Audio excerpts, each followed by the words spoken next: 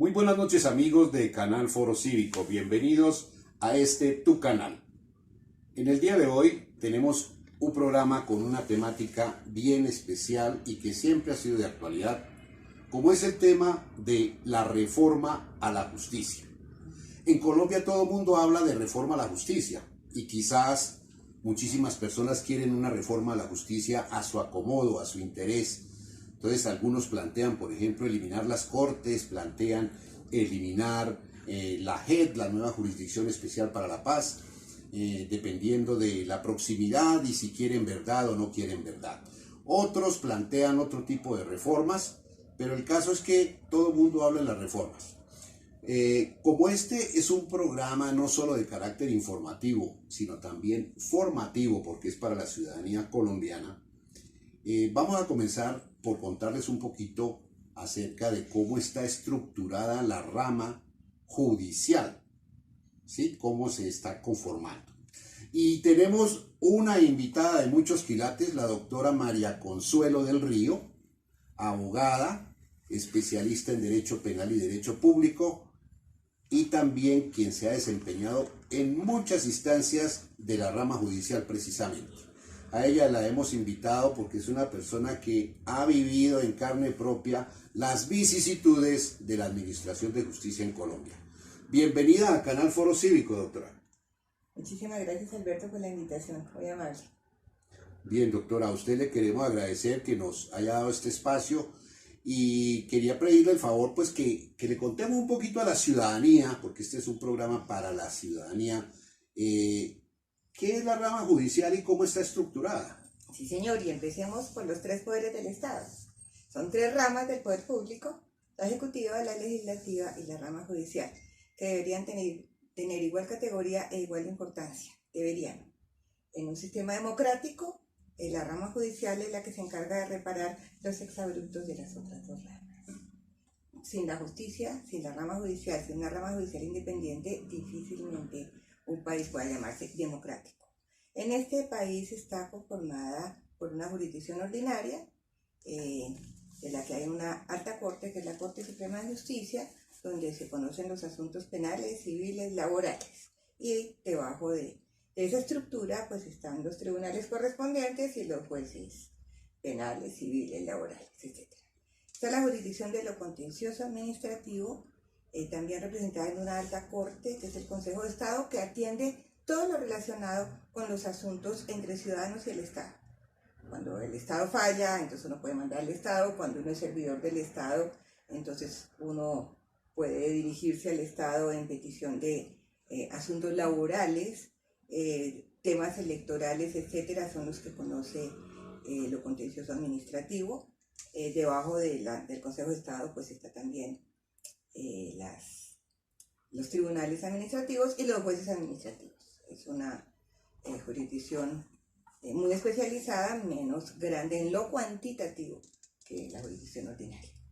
Está la Corte Constitucional, que es la representación de la rama de la guarda de la Constitución política del Estado. La Constitución es la norma de normas, es la ley de leyes, nada está por encima de la Constitución, y quien está encargado de velar porque se cumpla la Constitución y por desarrollar la Constitución y los derechos que se encuentran consagrados en la Constitución es la Corte Constitucional. Todos los jueces del país en materia de tutela son jueces constitucionales, todos, de todos los especímenes, de todas las características. Todos los jueces de tutela en esta reforma que están planteando pretenden limitar eso, ¿no? Eso es una de las cosas que pretenden limitar. Y está en este momento la Jurisdicción Especial para la Paz, que es una jurisdicción transitoria, que es una jurisdicción de cierre de un conflicto armado que el país vivió entre 50 y 60 años. Eso es una cosa que no tiene una fecha como tan específica, que tiene un montón de enemigos. La JEP tiene un montón de enemigos. En este país, sorprendentemente, también tiene un montón de enemigos. Uno no entiende cómo un país no le apuesta a la paz, que es un derecho fundamental. Uno no entiende eso, Alberto. Uno no entiende que si uno se pone, entonces aquí la gente se dice admiradora de Mandela. quién era Mandela, un guerrillero, y allá cuál fue el final del conflicto y cómo se negoció el conflicto. Fue Mandela el que fue presidente y todos admiramos a Mandela, pero cuando aquí se habla de que las FARC tengan 5 curules o el gran escándalo. Que allá se aplicó, en el caso que tú comentas, se aplicó bien lo de la justicia restaurativa y la justicia transicional, que es la que se trata de implementar acá para salir de ese conflicto de más de medio siglo. Tiene 10 años de trabajo la Jurisdicción Especial para la Paz, la JEP está pensada por 10 años, es prorrogable, me imagino yo, prorrogables, depende del avance. Creo que ha avanzado muchísimo la JEP, creo que ha establecido o ha permitido develar verdades que mucha parte de la opinión pública no tenía en su radar, pero realmente, Alberto, también duele mucho que haya una sociedad tan apática, una sociedad a la que realmente como que el final del conflicto y los temas sociales le sean tan ajenos y tan indiferentes. Bien, entonces, para complementar un poco esta información, también hacen parte de la rama judicial 2 organismos muy importantes sobre los que hemos venido hablando. Uno es la Fiscalía General de la Nación. La Fiscalía hace parte de la rama judicial y ya veíamos que la manera como se viene eligiendo el fiscal no es lo más conveniente para la institución de la rama judicial, porque cuando es ternado y es elegido por personas cercanas al presidente, pues resultan los fiscales que hemos tenido. Y discúlpame por olvidarlo, pero nunca lo tengo en la cabeza porque yo personalmente no puedo ver un fiscal que es el presidente de la República como parte de la rama. Aquí tenemos un sistema mixto en la fiscalía, no es acusatorio, no es inquisitivo. Sería mucho mejor, más de frente, que el fiscal lo elija el presidente, que tengamos un sistema presidencialista en fiscalía. Y no fingir que es independiente, autónomo, en fin. Sí.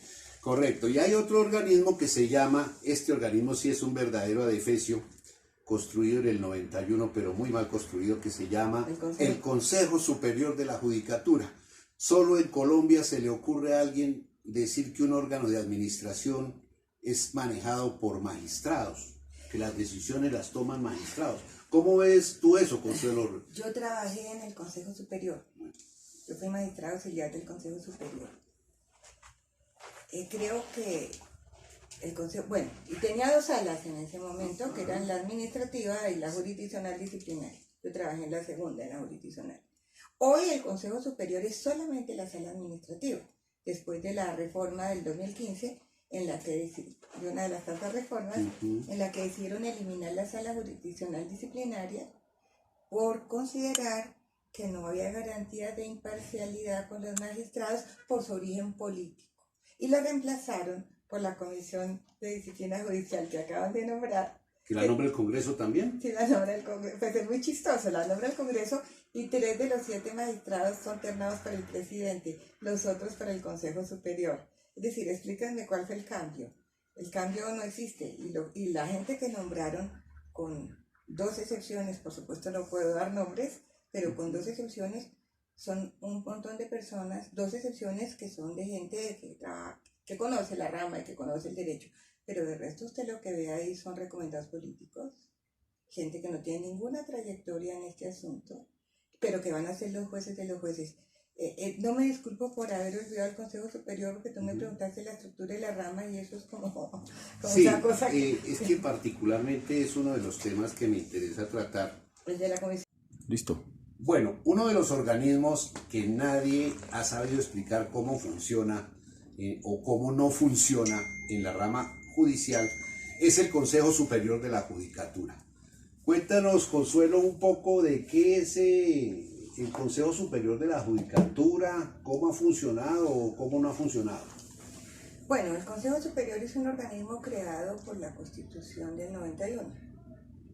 Es considerada una alta corte el Consejo Superior y tiene también debajo los tribunales que son los consejos seccionales. Pues, tenía 2 salas, tenía hasta el 2015. La sala administrativa y la jurisdiccional disciplinaria. La jurisdiccional disciplinaria de origen político eran nombrados por el Congreso los magistrados de ternas exclusivas del presidente. Entonces era un origen político Y entonces decidieron que ese origen político no daba mucha independencia. Y entonces acabaron en la reforma del 2015 con la Sala Jurisdiccional Disciplinaria y hasta ahorita, en estos meses, en este mes de noviembre, acaban de nombrar a los magistrados que reemplazaron en la reforma del 2015 a la Sala Jurisdiccional Disciplinaria, que es la Comisión Nacional de Disciplina Judicial. Sorprendentemente, el origen también es político. Sigue igual entonces la situación, los congresistas eligen a los magistrados y un magistrado elegido por un congresista no puede tener independencia, autonomía, solvencia para administrar justicia. En este caso hay un maquillaje en esa reforma cuando eliminan la Sala Jurisdiccional Disciplinaria y crean una comisión donde los magistrados son elegidos por los mismos congresistas que eligen procurador, los mismos congresistas que eligen contralor, los mismos congresistas que eligen defensor del pueblo. De acuerdo. Aquí me cabe una pregunta, un paréntesis. Se dice que los organismos de control son de bolsillo.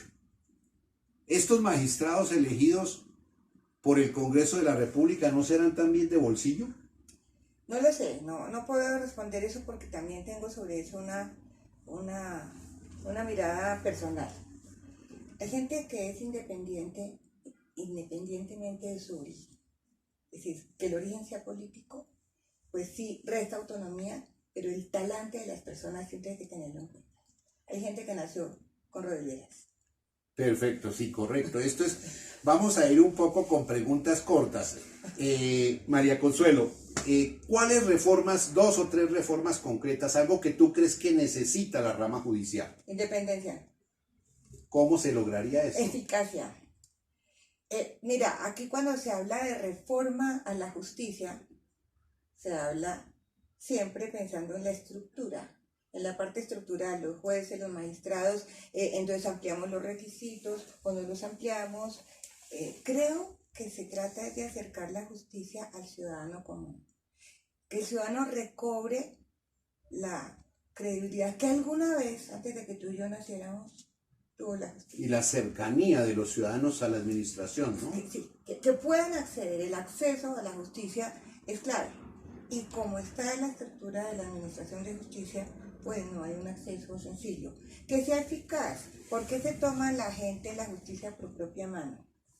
Porque la justicia no es eficaz. Porque tú sabes, hoy estaba yo en una reunión hace un rato cuando llegaste, discutiendo sobre la posibilidad de no intentar una demanda que seguramente vamos a ganar. Es un tema ahí cualquiera. Y yo les decía, pero la vamos a ganar dentro de 6 años. Tenemos que lograr un acuerdo antes.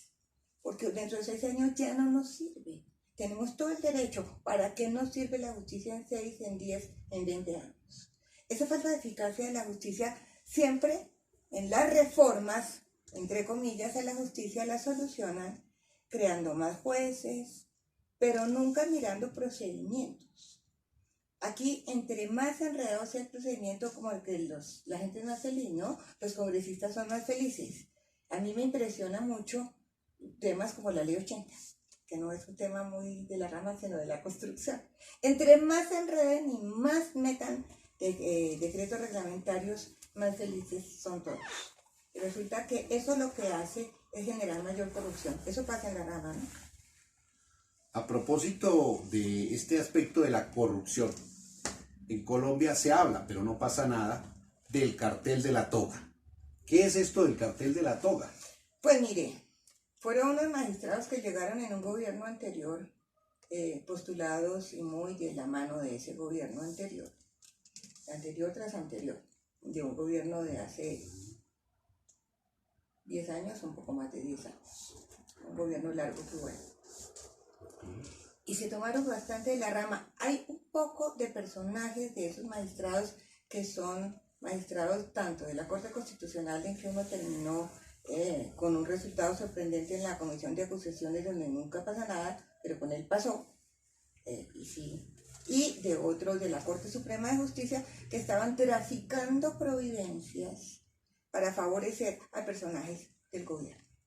Hablándolo claramente, hubo presencia en las altas cortes y es de suponer que en los niveles inferiores también la hay, de pícaros, de delincuentes negociando las providencias judiciales. Así fue. No se ha investigado nada, los responsables se fueron del país. Acaban de traer al fiscal anticorrupción, ¿no? El fiscal anticorrupción, condenado por corrupción, Sí. tiene en su chip, en su memoria, todos los datos de quienes conforman ese famoso cartel de la toga. Sí, la prensa lo llamó así porque, y nosotros le seguimos el juego a cómo la prensa denomina las tragedias nacionales. Y no suena al horror que es, hablen de lo que es. Es corrupción, es un grupo, es una asociación palinqui que se infiltró en Esa es corrupción en mayúsculas, sí. Resaltado. Bien, hay un tema que también es interesante tratarlo a través de esto de ¿qué sería una posible reforma a la justicia? Hay un grupo político, un extremo del país que plantea eliminar la JEP. ¿Por qué se plantea eliminar una jurisdicción tan reciente y tan necesaria para hacer la transición de la guerra a la paz? Porque hay gente que siempre ha estado con la guerra, no con la paz. Porque ese extremo es un extremo guerrerista. Porque la guerra es un buen negocio para algunos. Porque las vidas humanas a ese extremo no le importan. Entonces, pues que haya más guerra y creo que van triunfando. Tenemos muchísimos muertos y esa es una razón, el negocio de la guerra, hay que mantener el negocio de la guerra. Y la otra razón, no hay que develar la verdad de lo que ha pasado en este país. La gente en este país, que fue llamado la Atenas suramericana, ¿recuerdas eso, Alberto? Sí, claro. ¿Recuerdas que otros dicen que es la Atenas americana? yo hoy creo que esa Atenas suramericana solamente queda en las ruinas, así como en Atenas, porque la verdad es que aquí fuimos destruyendo el nivel intelectual del colombiano. Y en este momento tenemos un país ignorante, un país sin formación, un país con un nivel educativo vergonzoso, y estoy hablando de rankings internacionales, no es que yo lo mire así, sino es que así lo dicen los rankings, el sexto país más ignorante, los que saben menos de matemáticas, etcétera, etcétera, etcétera, etcétera, grandes etcétera. Un país en el que se acabó la clase de historia, que eso parece que no es importante y lo es. Los pueblos que no conocen su historia están obligados a repetirla. Y eso es lo que pasa en este país. La gente no tiene memoria, la gente no tiene conocimiento, la gente no sabe quién fue Simón Bolívar, los muchachitos no tienen ni idea de la historia patria ni de la historia actual. La gente no conoce el conflicto. Y la JEP es un organismo junto con la Comisión de la Verdad que le pueden contar a este país que es que la guerrilla no surgió como la coliflor de la nada. Que cuando la gente protesta, protesta por algo. Aquí hablamos, es que salen a la calle a protestar. ¿Por qué no miran las causas de la protesta en lugar de reprimir la protesta como única alternativa? ¿Por qué no miran por qué se formaron un montón de guerrillas al que al final terminaron solamente las FARC? Pero si tú recuerdas los años 70, era un montón de gente con muchísimo ascendiente popular. Los excluidos. Claro. Los excluidos del sistema político. Bien. Que somos la mayoría. Estamos hablando con María Consuelo del Río, abogada, penalista, especialista en Derecho Público, y está tratando con nosotros un tema para la ciudadanía que es la reforma a la justicia. María Consuelo, algo que me llama mucho la atención es que hace pocos días me enteré que en la Corte Suprema de Justicia solo existen 2 magistrados que tienen título de doctorado en Derecho. A mí me parecería, no sé qué opines tú, que todo magistrado debería tener una formación de ese nivel, y no solo la formación académica a nivel de doctorado, sino que debería ser una persona que salga de la carrera judicial, no que llegue en paracaídas por influencias políticas a ocupar los altos cargos. Te voy a decir que estoy en desacuerdo con los 2 puntos tuyos. Cuéntame. Y te voy a contar por qué. También te lo digo desde la historia patria de este país. Doctorados. Nos volvimos el país de los cartones. ¿Tú sabes cómo se adquiere ahora de fácil un doctorado y cómo era de difícil un posgrado hace 30 años? Tú sabes que yo soy profesora de maestría en este momento, de unas maestrías que hacen, como los doctorados, algunos por internet, que tienen la facilidad de que tú vas un fin de semana, tienes un módulo de fin de semana, y esa fue la materia que viste. los posgrados de otra época, y te acababa de hablar de cómo ha venido descendiendo el nivel intelectual, cómo ha venido descendiendo el nivel educativo de este país. Los doctorados y las maestrías no son la excepción. Para mí, entonces, que tenga un doctorado o no lo tenga es irrelevante. Para mí, el conocimiento en la vida, y en eso tengo una formación. ¿Y experiencia? Eso sí. Es decir, para mí, el conocimiento lo adquieres a través de la experiencia. Yo veo muchachos de algunas universidades, no en todas se puede, pero casi en todas, que salen y al año de haber salido con título de pregrado y maestría, tienen un doctorado, tienen el cartón. ¿Qué saben? ¿Qué sabe un muchachito de 25 años con 2 doctorados y 3 maestrías que es capaz de sacarlos? Conozco uno de 30 que tiene 2 doctorados y 3 maestrías. Lo conozco, no puedo decir el nombre, lo conozco. No es necesario.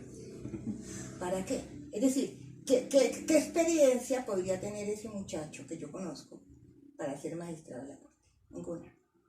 Entre otras cosas, porque se dedicó a la academia a estudiar, es decir, a estudiar así como te digo, a sacar títulos que a uno también le duele como maestro. Me ha tocado ser profesora en grupos de fiscales, grupos que la gente hace esos posgrados solamente para tener puntaje, para ascender y tener mejor salario. Eso también sucede. Correcto. Entonces, a mí el tema de los títulos no me parece tan importante, el tema de la experiencia sí. En esta reforma, en todos los planteamientos de la reforma, se habla de aumentar la experiencia profesional para ser magistrado de la Corte, que están 15 años, a 20. Para mí está bien. Creo que está bien, creo que debe llegar gente muy curtida, creo que debe llegar gente con experiencia. Si tienen o no doctorado, a mí me es irrelevante. Y en el segundo tema, que es el tema de que vengan de la carrera judicial. Yo estaría de acuerdo contigo, no lo estoy, yo estaría de acuerdo contigo si la carrera judicial fuera una carrera de méritos. Pero resulta que los concursos de méritos en este país son todos menos de méritos. En los concursos de méritos hay que hacer lobby. En los concursos de méritos se necesitan las palancas. En los concursos de mérito, las universidades que están haciendo los concursos de méritos, y tampoco las voy a mencionar porque se sabe cuáles son, la más importante, la de mayor fama, ha cometido errores terribles. A la rama judicial se le acaba de caer todo el concurso, el Consejo Superior tuvo el concurso por errores de la universidad que hizo el examen. Entonces, ¿cuáles concursos de méritos? Es decir, si rediseñamos esos concursos, estaría de acuerdo contigo en que lleguen solamente jueces de carrera, pero hay también abogados muy prestigiosos, y te voy a poner un ejemplo, y ese sí te lo digo con nombre. Yo no sé si recuerdas a un abogado prestigiosísimo penalista que intentó llegar a la corte, un abogado no te voy a dar el nombre, ahora pienso que no te lo voy a dar, un abogado muy prestigioso, que estuvo toda la vida litigando con grandes éxitos, que sabía más derecho penal que cualquier magistrado de la corte, y justamente por eso no lo eligieron. Nunca llegó a la corte.